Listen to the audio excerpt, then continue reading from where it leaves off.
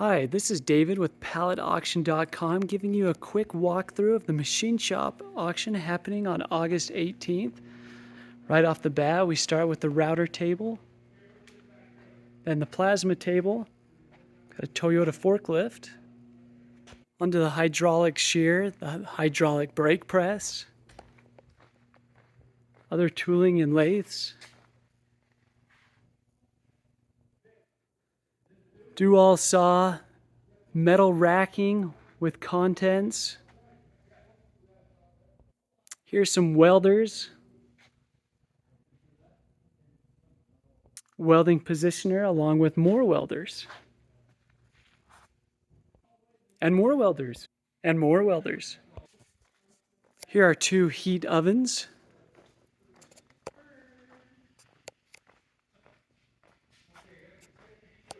large forklift, bunch of parts. All this will be sold in one lot. Miscellaneous tooling, tracks, and build your own snowcats. This is up for online auction now. Bidding ends Thursday, August 18th.